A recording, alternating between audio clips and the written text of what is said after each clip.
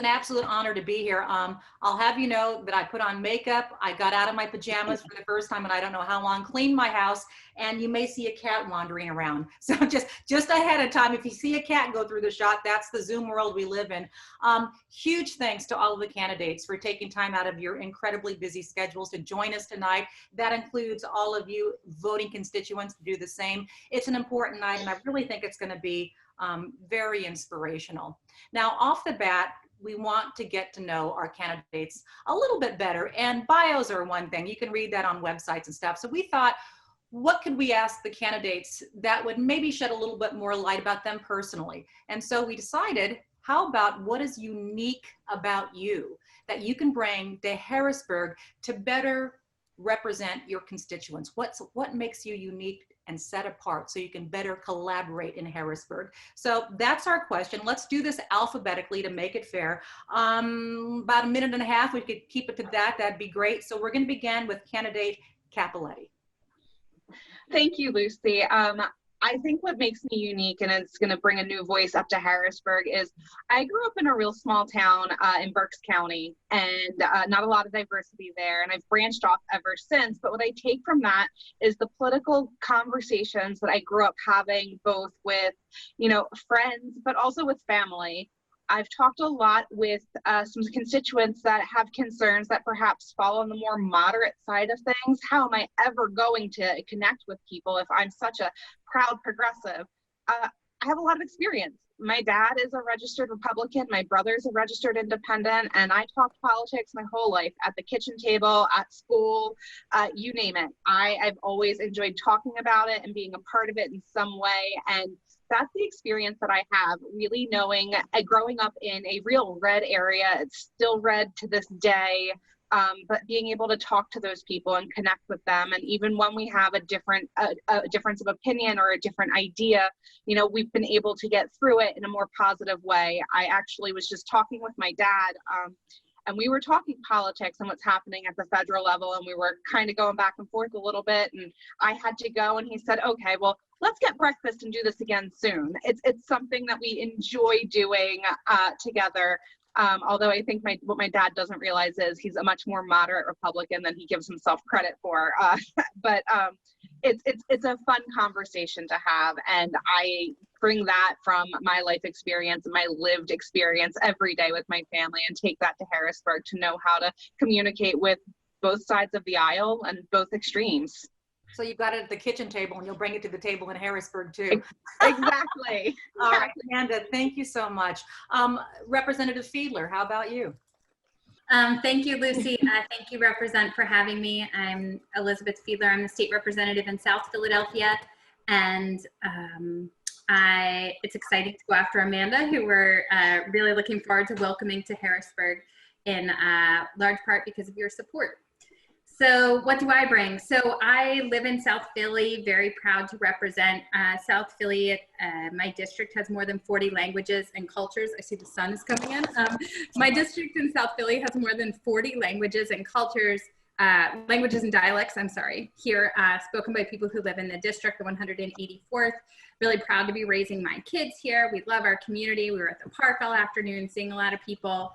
And so what I bring is a deep love of South Philly and of urban places, and also of the rural part of Pennsylvania where I grew up. I grew up across the street from a cornfield. Kids I knew in high school drove tractors to school sometimes. A very, very different place, a different part of Pennsylvania, and at the same time, a place that shares a lot and has a lot in common with people in South Philly. The median income here is $53,000. There's a lot of people who are struggling, who are really angry that their taxes are going up, but that they see, big corporations and the super rich making these profits and getting these bonuses. And at the same time, they can't pay their bills, and they're being priced out of where they live and the place that they love. So I think making those connections between urban and rural is one of the things that I bring. You got to work together. Absolutely. Thank you so much, Elizabeth. Representative Isaacson. And I agree with Elizabeth that you need to be able to understand the rural parts of Pennsylvania, because we in Philadelphia are attached to a very large state. I went to college in upstate New York, so I got a good taste of a lot of that lingo then. I think something that is that I bring to the table is I am extremely honest, and I will call it out to the members on the other side when I think they're being unrelenting and not understanding that we're supposed to be there representing everybody in Pennsylvania.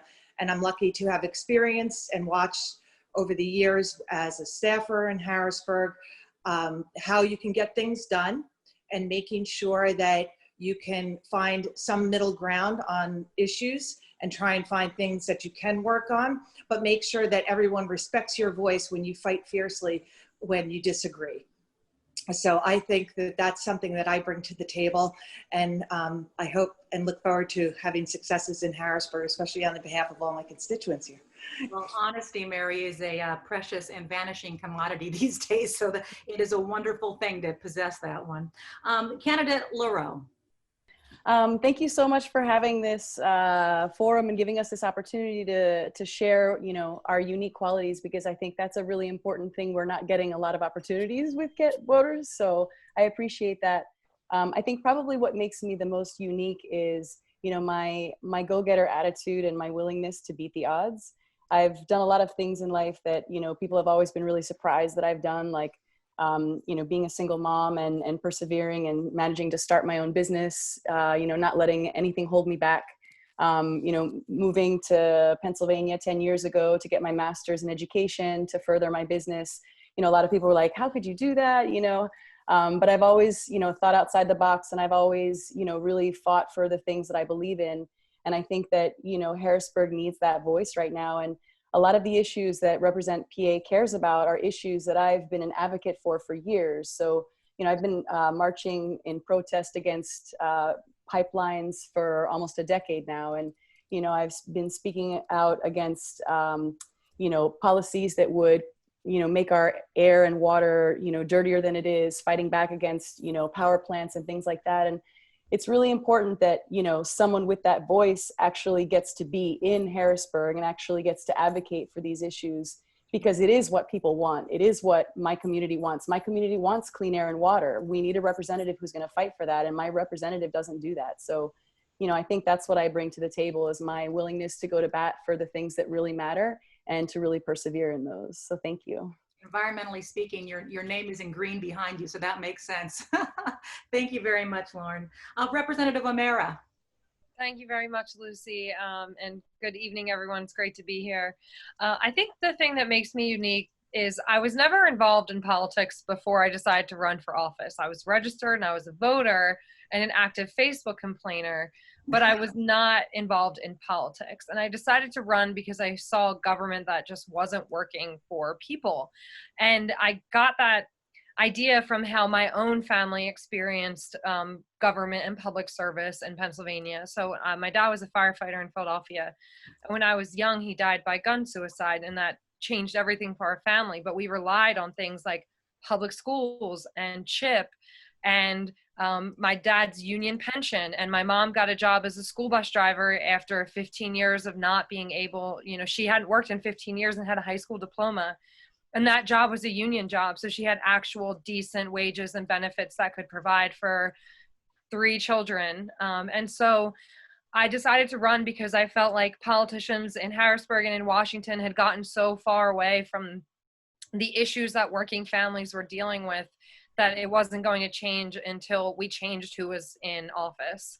And I ran fully expecting not to win. I ran in a Republican district that had been Republican for 40 years. So I was going to send a message that this world was accessible. And then with the help of Represent and a lot of other amazing groups in 2018, I won by 530 votes.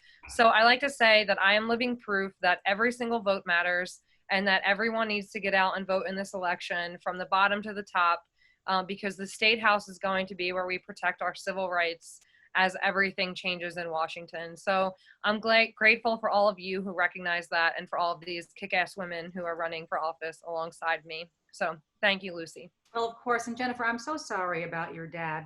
You know, challenges, though, in your evidence of it, can make you so much stronger, more empathetic, and even a better leader. So thank you for what you're doing. I see that Representative Shusterman is with us now. So this is what we're doing. We're in the middle of the what's unique about you that you bring to the table in Harrisburg. So Representative Shusterman, you're up. Thank you, Lucy. Thank you, Representative PA. Let me think. I think I'll tell a story maybe no one knows, but I used to work in television in New York, and one of my first interviews was with that famous Today Show morning host that got in a lot of trouble with the Me Too movement. And I remember really feeling that my career, I wasn't receiving the opportunities that matched my skill set. So I used to go and apply. This is before digital, I'm 53, and I would apply for jobs as Mel Shusterman and show up as Melissa Shusterman. And they would kind of stutter, and I would get the opportunity to direct, to produce, to work in television at all these wonderful emerging networks like Food Network and MTV and VH1, etc. So I think I took that attitude that we're just going to keep pushing. We're going to keep amplifying the fact that women can do these jobs. Don't look at me and say, well, I just don't see it. So I also was a single parent for much of my son's youth, and commuting into Philadelphia or New York, sometimes even DC, it was impossible. And you just start noticing the infrastructure, the childcare costs, once again, just trying to make ends meet. And so I really ran to make sure the voices that aren't heard are heard and have access to the state legislatures or to the politicians that work for them. Melissa, thank you so much. I mean, I know what you're talking about with the whole TV thing, right? My entire career, I had to work twice as hard as my co-anchors to prove that I was at least as smart, if not more. So I get you. Candidate Young, thank you so much for joining us. What about you? Thank you again for inviting me. I will say, I'm glad I'm last because it gave me a chance to try to really debrief and figure out my words. The best way, in all honesty, that I can describe this is the Denzel movie in Philadelphia, when he said, explain this to me like I'm a 2-year-old. And I had children, and the questions were always why not? Living in Southwest Philadelphia and this being such a disenfranchised place, I saw how systems were moving, and I saw how many times people were just told no without explanation, but the community members weren't really asking those questions to say, well, why not? Why not me? Why not now? And in December of 2019, I just decided to say, well, you know what? I'm going to figure it out, and I'm going to continue with the whys until I get my answers. And so when I decided to run, it was really me modeling for my children and my community and my family that you set your limitations, and you are the ones who are able to stop yourself. So continue to ask the whys until you get the results. So I will say that's what I will bring to Harrisburg. I need to figure out why there is such a disconnect and why we can't figure it out. So my goal is to make sure I stay at the table until a result is had for my community. And you're definitely going to the table since you're running unopposed. So thank you very much, Regina. So much appreciated. Thank you all for the insight into your personal lives as well. Yes. Before we move on, I just want to let everybody know, if you have questions for our electeds or candidates, put them into the chat, and we'll be answering them after we finish the next piece of this also. All right. Thank you, Christine. So of course, usually we would be gathered together personally, not socially distanced, but times are strange and these are unprecedented times and we live in a Zoom-centric world these days. So we're gonna do a roundtable discussion, which can be a bit cumbersome with Zoom. So we've got Heidi Siegel. Heidi, you're here with us on the lookout. So if any of you candidates want to chime in and I miss you or I don't see you because I can only see a couple at a time, Heidi's gonna be on the lookout for you. Feel free to chime in on any question at all, even if I didn't address you off the bat. So just there you go, and we'll get through all of this. On the subject of unprecedented times, it is safe to say that the biggest problem facing the Commonwealth is an historic budget deficit to the tune of a projected $5.5 billion, brought on in no small part, of course, by the pandemic that we are in the midst of right now, and that we will be in the middle of when the next legislative session begins. So how do we solve this enormous problem? Let's begin with the incumbents. Representative Isaacson, why don't you kick things off for us? Yeah, we do have a big problem, and the pandemic has obviously blown a hole in the budget in Pennsylvania as well as in Philadelphia, where, I represent and many of you live. And I think that the legislature has a big task ahead of it because we have had a structural $1 billion deficit, and now you've added the lack of funds coming into the Commonwealth.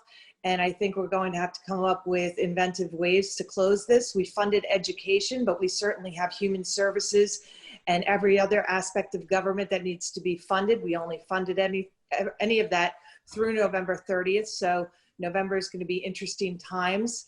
I think at the end of the day, one of the big things we're going to have to do is bond out either against liquor sales or gaming revenues. Because I think that it's going to be too large chunks of money and revenue streams that the market will let us do. But the most important thing is we need to make sure that as we're doing this, that we're setting aside proper funding to take care of the issues that have obviously existed in Pennsylvania, and certainly the pandemic has exacerbated with regard to wages, access to health care, and housing. And that's something we have to take care of as we're going through and making these difficult decisions on how to close this budget hole and make sure we get everybody onto the other side of this pandemic. Representative Shusterman, you were talking about the Delaware loophole. A lot of people don't know what that is. So why don't you explain that and why it might be advantageous to try and close that one? Yeah, it's all about tax fairness. So in one building in Delaware, there could be 1,200 businesses because they just open there. And even though they're doing business in Pennsylvania, they're able to avoid being taxed. So you have to think of how that trickles down. We need that money. Will it, make up the entire deficit? I don't know, maybe it could come closer. But even more importantly is I always look out for the small micro businesses because they tend to be run by women and minorities. Well, the micro businesses don't know that loophole and they set up shop here and they do pay taxes. So we have to make sure that all level of taxes, tax fairness, that everyone is paying their fair share to work here in Pennsylvania. And right now, especially during the pandemic, that money is essential. Representative O'Mara, your office actually, checked in with the Secretary of Revenue. What was that figure we were talking about that this loophole would possibly bring the Commonwealth? You're putting me on the spot. I want to get the exact number. Hold on. No, I know it was a lot because I was. It was a rough estimate based on using an average of combined reporting. Pennsylvania would reap an additional 29% in corporate tax revenue, which equates $677 million. Annually. That's annually? Yes. Interesting. All right. What else? What else can we do? And any one of you can jump in on this. Well, the one thing I would add, and then I saw Liz has her hand up, so I'll be brief, is what's important to keep in mind is we faced a similar budget crisis in Pennsylvania in the past, in the recent past. In 2009, 2010, $4 billion budget deficit as a result of the Great Recession. And what happened in that time when the Republicans were in charge is education paid the price. And so when we're talking about this election and the budget, what's important to keep in mind is we need to elect people who are going to value the things that we need to protect. And so I keep reminding folks, everything is on the line. Education's on the line, healthcare is on the line, taxes are on the line. It's all on the line because if we get the majority, we can actually create a budget that is driven by our values. You know, thank goodness though you've got the educational part funded for a year, so that's at least helpful for the districts, you know, throughout the Commonwealth. Representative Fiedler, did you want to chime in on this? I do, and just to echo the great thoughts shared by my colleagues, I definitely support closing the Delaware loophole and think that when we take the majority, that should be at the front of our list. And I would also add to that one short-term and one long-term thing. One short-term thing would be the fair share tax plan, which is estimated to bring in $2.2 billion, which would certainly go a pretty good way to the $5+ billion. Not getting us all the way that we need to, but it would allow us to invest that money in public goods. One thing that I'm really nervous about, I serve in the Appropriations Committee, a position that I absolutely love, getting to spend that much time with the state's budget.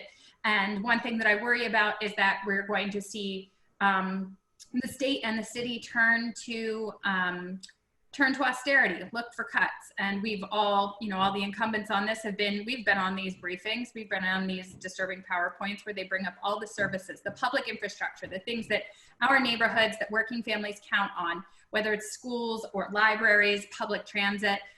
This is what's going to take the hit. That's absolutely unacceptable. And I think that finding ways to, within our current tax system, to honestly get some of the very, very wealthiest, like very, very wealthy people, the wealthiest people in our Commonwealth to pay slightly more would allow us to have those services available to the working and poor families and middle class across our districts. And that to me feels fair.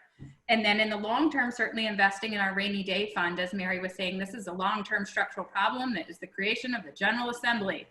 We have not saved enough money and we have not fixed our broken tax system. So in the long term, repealing the uniformity clause so that we can raise more money and put it hopefully in a rainy day fund and invest it back into our neighborhoods would be the path forward that I would prefer.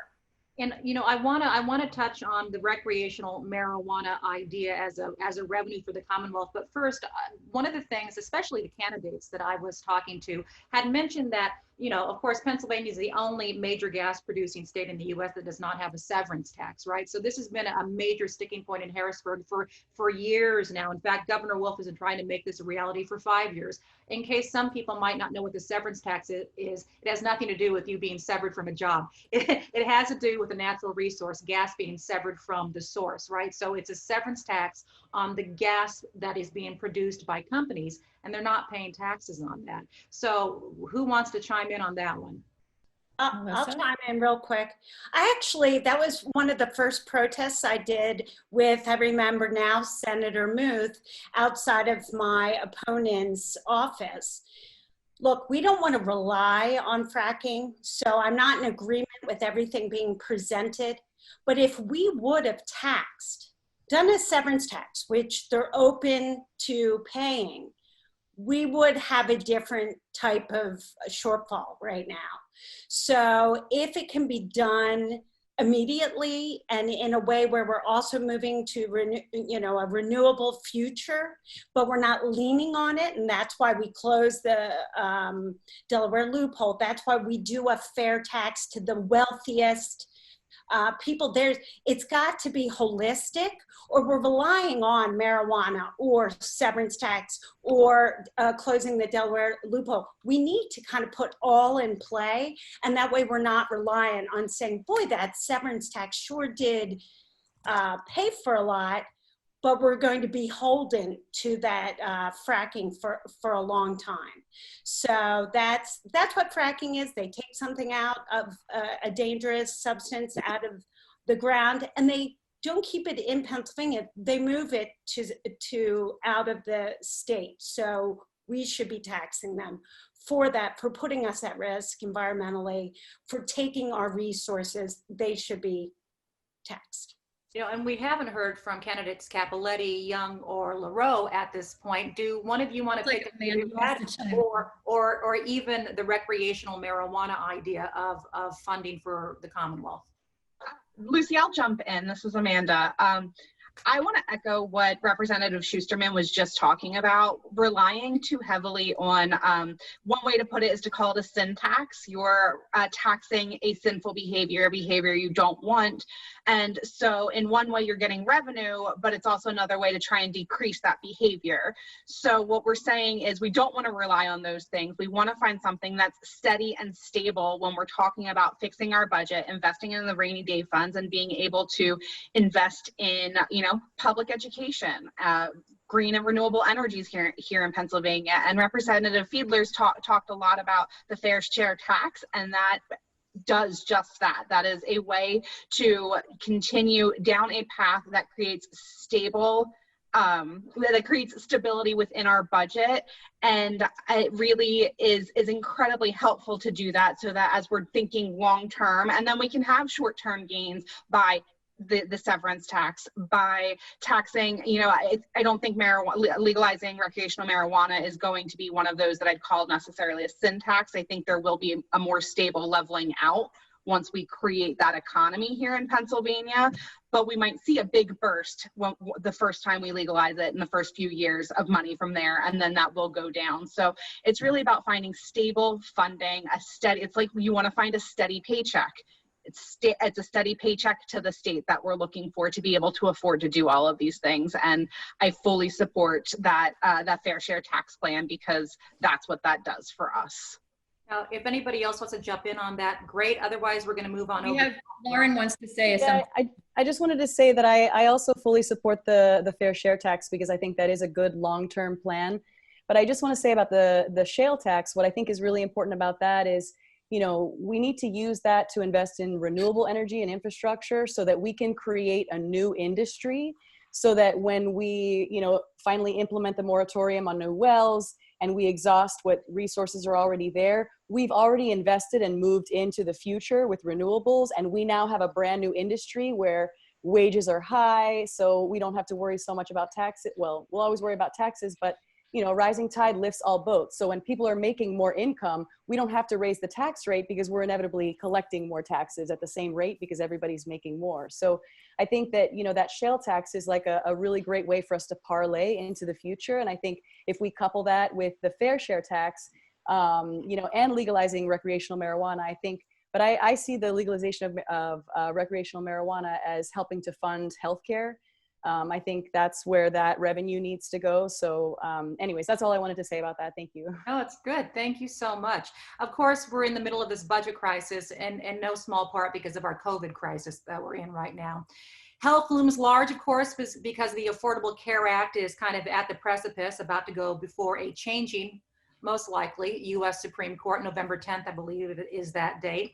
Pennsylvania, as you all know, has rolled out the penny, which is a state-run insurance exchange that officials say will save residents collectively millions of dollars on next year's health plan premiums. However, as you all know, if the ACA goes down, there are no guarantees as it stands for the protection of people with pre-existing conditions and many other things. Now, Representative O'Mara, you've said the Commonwealth needs to be the last line of defense here. Yes, and I think we have an opportunity in the legislature to regulate insurance in companies that are going to have business in Pennsylvania, force them to represent or to cover pre-existing conditions. The one thing that I have to mention, though, is I've spent a lot of time talking to the executive director of the insurance committee in the last couple of months, because I've had a lot of constituents come to us with complicated insurance questions. And there are some plans that the state won't have any say over. And that's because they're federally regulated or self-funded insurance plans. But the state insurance plans that we can address, I think we absolutely have to do that. And that's same to be true of any issue that the Supreme Court may deal with. because after ACA, we know they're now talking about taking away the rights of LGBTQ individuals to get married. We hear Roe v. Wade may be on the table, and the state will have to act to protect these rights. And I think that's another thing that makes this election for state, House, and Senate so critical. Well, Representative O'Mara, yeah, I knew I was going to mess that one up at least once. So we'll keep tally here tonight. You mentioned it, Roe v. Wade. One of the reasons that Represent PA endorses all of you candidates is because of your pro-choice stance. So how are you going to protect that choice? And candidate Cappelletti, you are on the Planned Parenthood staff as an attorney on policy, of course. Off the bat, why don't you tackle this one?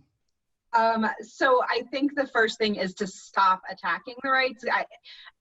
It is actually mind-boggling the number of pieces of legislation that make it out onto the floor that sound good in theory, but when you dig into what they're really doing and what they're really prescribing in these bills for doctors to do or say to people who are pregnant is astounding.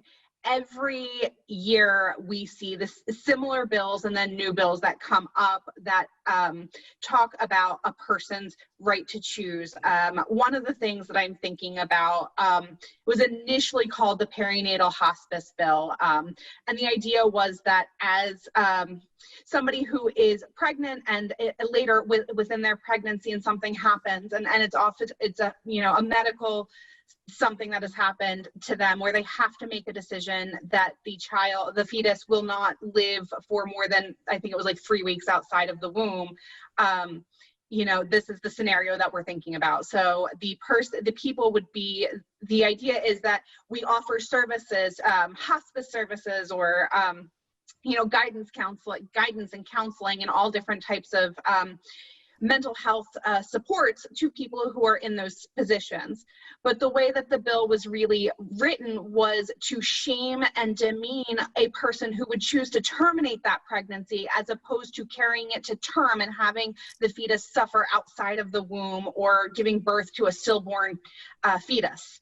And you wouldn't get that from reading the co-sponsor membership. You wouldn't get that from the title of the bill. It's when you dig into these things. So I think that that's really like the first thing is these things have to stop coming to the floor. We have to stop bringing them there. This is a constitutional right that people have.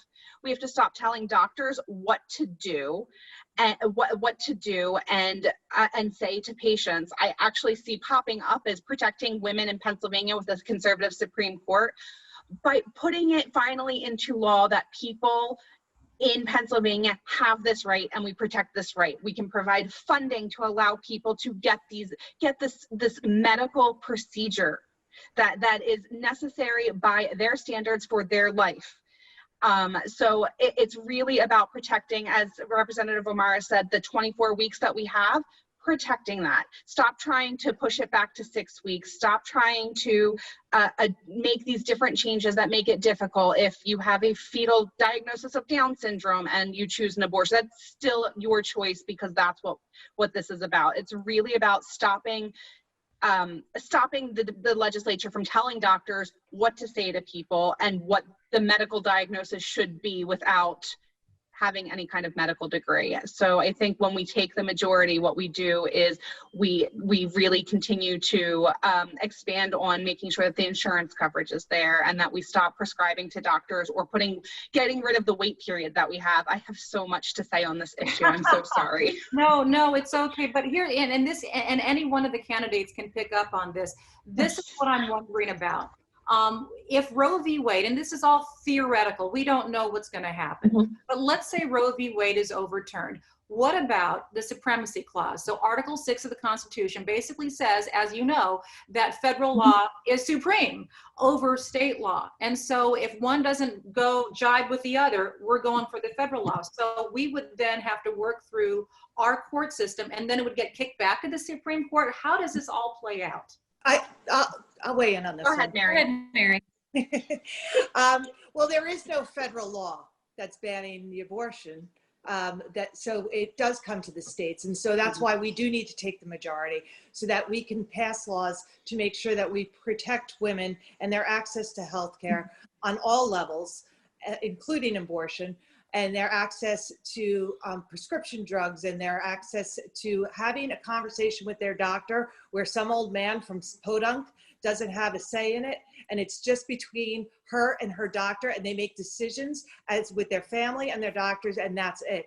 And everybody should have that protected right, and nobody should be dictating or legislating any conversation that's going in a doctor's office that's between a doctor, medical professional who's trained, which half of my colleagues have never even spoken to women doctors, and most of them have no idea what goes on in them because we don't have access to a proper female reproductive health care because it's constantly under attack in rural areas.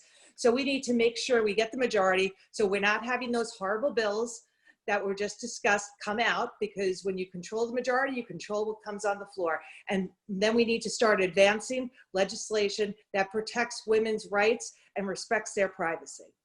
And I just want to add that what Roe v. Wade did was made state laws that tried to prevent abortion unconstitutional. So there is no federal law.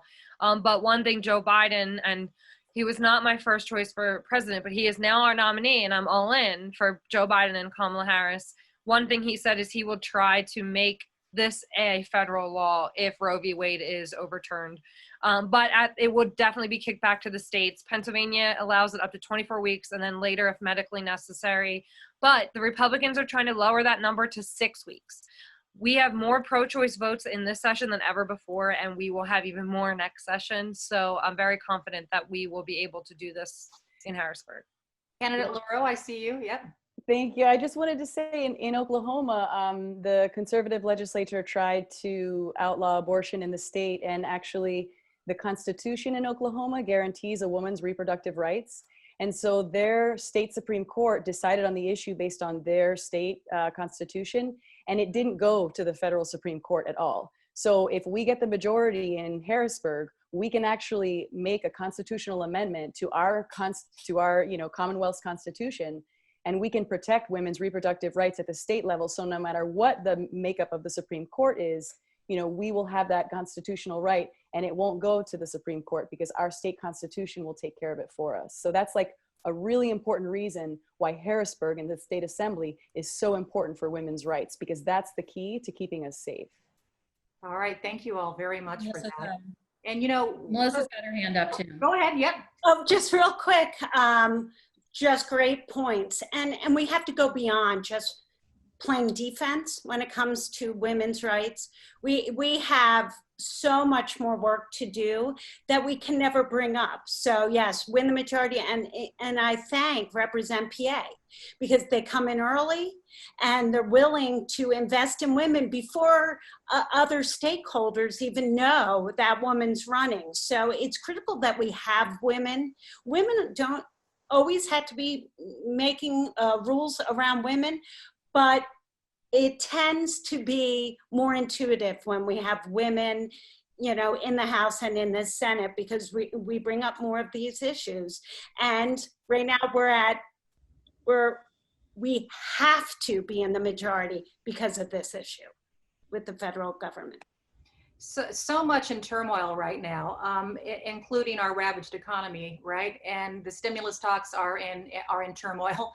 You can just read the latest news. Who knows whether we're going to get another bill passed anytime soon. Quoting Jerome Powell, who is the Fed chairman, he literally said just yesterday, too little support would lead to a weak recovery, creating unnecessary hardship for households and businesses. You all know this. I mean, and here we are with small businesses, so many of them that may never open again. I know a number of my favorite places are done. They're closed. They weren't able to survive. And so here we sit. So how can the Commonwealth step in while still in the grips of our crippling budget deficit as well? And Candidate Young, you've been canvassing your district, I know, back and forth, block by block. So what are you hearing when it comes to real need in the communities?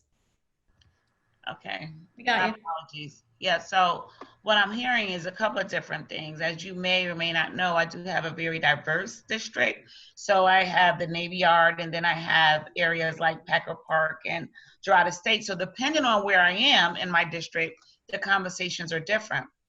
However, what I will say is the need for the smaller micro businesses, especially minority owned, those conversations look a little different than those people who might have a larger business. And so I will say some people have access. I know somebody mentioned earlier, access is important and education is important. So access to particular services and grant opportunities for these micro businesses are needed. I do see that my task as a member of the community and as somebody's walking into Harrisburg, my task is to make sure that everyone has access to what already exists and build a system out there so that all of these smaller businesses can survive in such a state of unrest in Pennsylvania. Any other candidate want to chime in on this? Elizabeth? I feel like I'm on Jeopardy. I think that Hollywood Squares. Exactly. yeah, I'm showing my lack of game show knowledge. I apologize. I think Regina makes very good points, especially when it comes to small businesses. Support for small businesses is something that I know I've heard a lot about, and many of us have. We need to make these programs, we need to fund them more, but we also need to make them easier to apply for, right? We're talking about small business owners who are already struggling and they're dealing with plenty of other things. We need to make it easier for them to get this money, and we need to invest more money so that, you know, I've heard from a lot of small business owners who went through all the paperwork and then didn't get the money, and they did it 2 or 3 times. So, you know, making sure that we're putting enough money into these small business programs so that they can hire locally, so they can stay open during the pandemic, they can put up, you know, the plexiglass barriers, the things they need to ensure everybody's health and safety, but still stay open in our community. I would also add paid family leave, hazard pay as 2 things that are really important. Especially obviously paid family leave was important beforehand, but a lot of us are both working full-time jobs and are homeschooling kids. And there are a ton of people who have also lost their jobs, and fixing the very broken and overburdened unemployment system in Pennsylvania, I think has to be at the top of our list. It's been underfunded and understaffed for a long time. And that's not an excuse, right? It's just the situation we find ourselves in. So fixing that, I think, would do a great service to all of our constituents. Yeah, you know, Elizabeth, you mentioned that $3.9 billion that the Commonwealth got from the CARES Act, right, to help out with COVID-19 relief. We still got about $1 billion left from what I can tell. And Representative Isaacson, I know that you're the proud policy wonk here. So strategically speaking, what do you think that this should go toward? Well, it should be going towards out there, primarily towards education in the hospitals at this point. You know, unfortunately, some of our colleagues on the other side are trying to push forward a bill to take the CARES money that's supposed to be used for the public and send it out for private vouchers for private education. And we have to stop that when we go back to Harrisburg next in the coming weeks. But that money should be going out right now. Every school district has had to try and adjust and educate our children. We're constitutionally required to provide a thorough and fair education system. And every school district got no assistance from the Commonwealth to adapt their schools to deal with back to school with COVID. And I think that $1 billion that's left, and hopefully will be replenished if Nancy's successful, should go towards education and also shoring up our hospital systems. Because right now, they're the ones that suffered initially, and they've been continuing to take care of everyone. And, obviously there's been, with people losing jobs, that means they're losing insurance. And there's a lot more people and a lot of losses that the medical system's been dealing with. So with what's left, I think that that's what really needs to go in, because I don't know what we're going to do about taking care of the budgets as we go forward in November. You know, you're talking about education. Of course, it's absolutely key to a vibrant economy. Pennsylvania has the 2nd oldest population in the nation, right behind Florida. So how do we fund our future and keep our are great young minds here in the Commonwealth, contributing to the greater good for everybody. So who wants to start off with this one?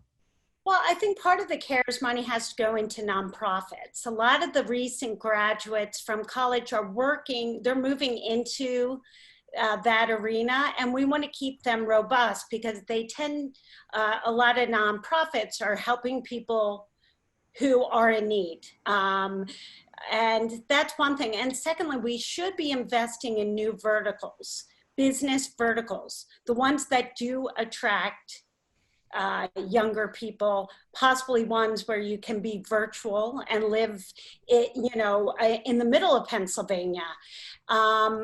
And we want to invest and make sure our small businesses, which tend to be minorities, women, and younger people who start a business, that they don't only just get grant money, which I think they need if they've already opened, but let's say in the future, that they have tools so they can deal with this new economy.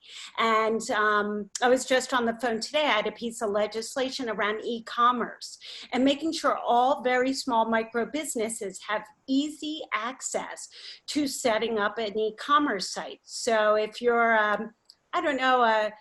a young ceramist who makes these really cool, empowering mugs, that you can be selling them when you are sleeping.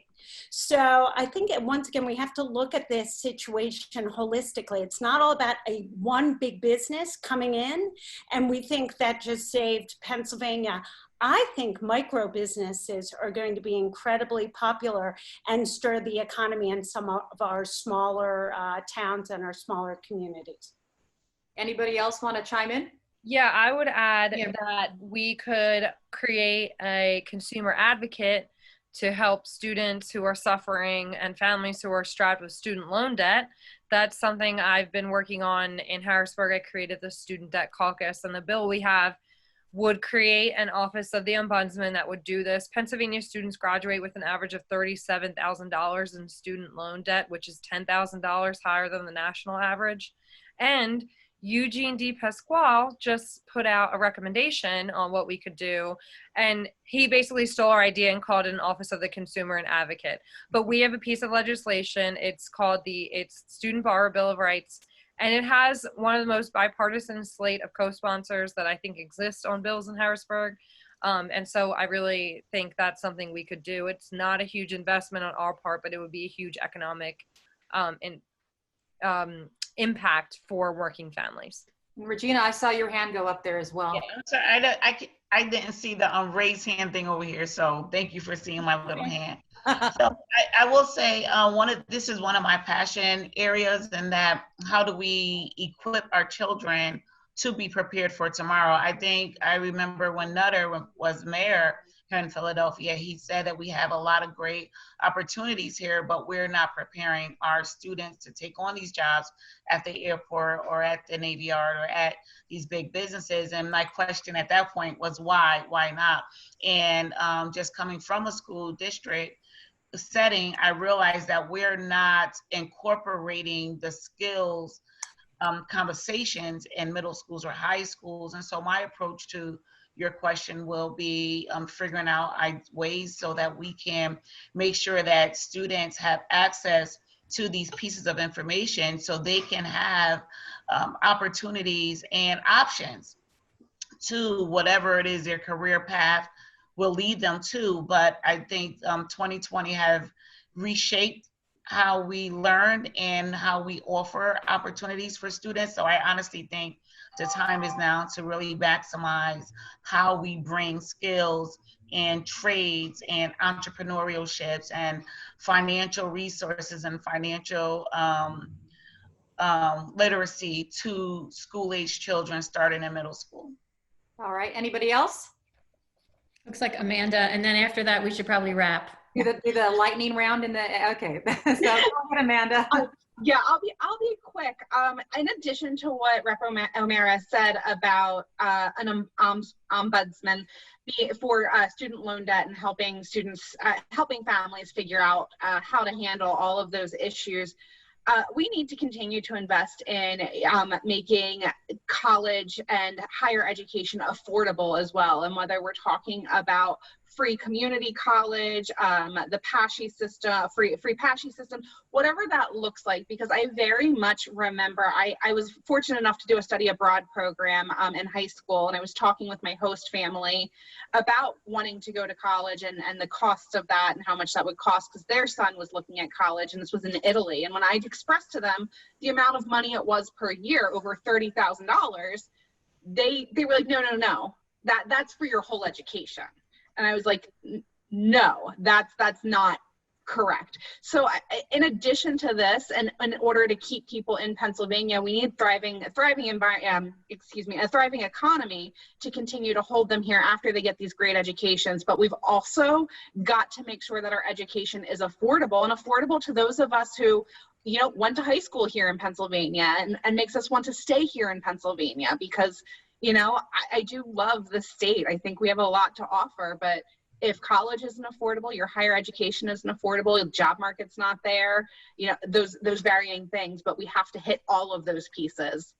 All right, thank you very much, Amanda. Heidi's watching the clock for us here, so let's get to our lightning round to wrap up our roundtable discussion. Basically, we're going to go alphabetically, but we're going to go in reverse order this time, just to kind of try and keep it balanced. So here's the question for you. What is your pie in the sky legislative dream for all of us in the Commonwealth? Regina Young, why don't you start? Actually, what I just said. I knew you were going to say that. It really is. I really love the notion that if we can build a network where our students and our children can learn and have opportunity to choose what they want their success story to look like. That's my pie in the sky. Let's figure out ways that we can implement programs. We can fund programs with measurable results so that we can see and make sure that these children are paired with organizations, systems, and businesses to help them learn. So it's really reciprocal. They're having real life experiences while they're learning a trade and they're learning a skill. So my pie in the sky would be that. Thank you, Regina. Melissa Shusterman. I'm muted. I think my pie in the sky has changed. And now that we've seen frontline workers, care workers, people who work at the grocery store, how much they took care of us and the high risk that they were encountering every day with COVID, it would be a more than livable wage, and not just a livable wage, but just easy commuting, a great bus system with bus stations that have cover, so people aren't standing out of the rain to come in and caretake our family members, all about the comfort and ease, so we can keep that community that really keeps our economy running and our lives running in Pennsylvania. Melissa, thank you. Jennifer O'Mara. So I agree with what was already said. So rather than repeating future State Rep Young or Representative Shusterman, I think when we're in the majority, it's going to be really wonderful to try to finally tackle issues related to common sense gun reform in Pennsylvania. We see gun violence in our communities in so many different ways. And we also see gun violence in the form of gun suicide, which is something I talked about. So I think this needs to be a approach that's broad and that impacts getting so many different things. I don't want to just talk about one thing, but I'm really hopeful that in a majority we can run multiple bills that address this issue. Thank you, Jennifer. Lauren Lareau. Yeah, there's lots of pie in the sky, and you know, like Rep O'Mara said, I agree with what everyone has said so far.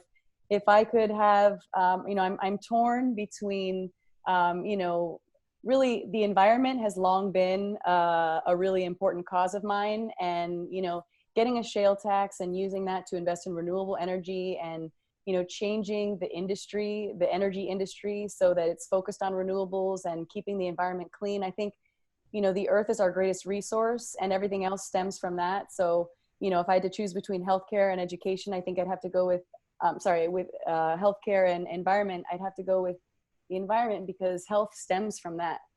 So I have to go with saving the environment and moving on to renewables. All right, thank you very much, Lauren. Mary Isaacson.